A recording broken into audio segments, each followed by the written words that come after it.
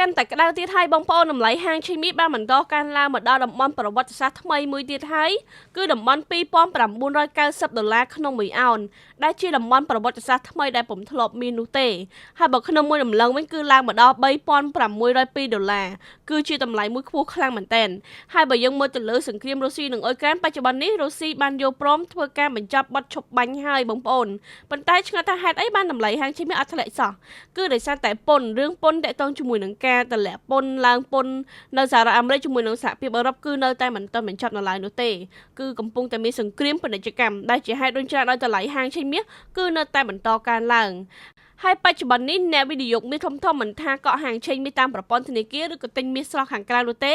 កំពុងរងចាំមើលព័ត៌មានធំគឺសង្គ្រាមពាណិជ្ជកម្មនេះឯងព្រោះដោយសារសង្គ្រាមពាណិជ្ជកម្មគឺបច្ចុប្បន្ននេះកំពុងតែមានការមើលច្រើននៅលើពិភពលោកហើយចង់ដឹងថាការវិវត្តនៃការដាក់ពន្ធនិងការតម្លើងពន្ធនៃបន្ថែមហ្នឹងតើជាយ៉ាងណាបន្ថែម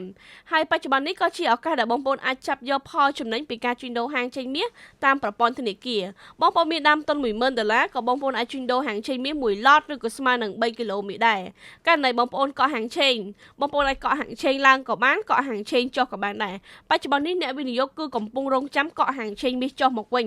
ប្រសិនបើយើងកក់ហាងឆេងចុះពីតំបន់$2,990ហ្នឹងសប្តាហ៍នេះធ្លាក់ចុះមកដល់$2,970គឺធ្លាក់ចុះ20លេខបងប្អូនចំណេញបាន$2,000បើបងប្អូនតម្កល់10000ហើយកក់3គីឡូមាសហើយសម្រាប់បងប្អូនដែលគាត់ចង់បើកគណនីកក់ហាងឆេងមាសជាមួយប្រព័ន្ធធនាគារអាចទំនាក់ទំនងមកកាន់នាងខ្ញុំផ្ទាល់បានលឹមសៀវមីតាមរយៈលេខទូរស័ព្ទខាងលើនិង link Telegram ខាងនេះខ្ញុំនឹងជួយបង្រៀនប្រឹក្សាបងប្អូនហើយជាពិសេសបងប្អូននឹងបានចូលគ្រប់ VIP ដែលឥតគិតថ្លៃហើយគ្រប់ VIP បញ្ជាក់ពីទិសដៅពេលណាគួរទិញមាសនិងគួរលក់មាសផងដែរអរគុណបងប្អូនជួបគ្នានៅវីដេអូក្រោយ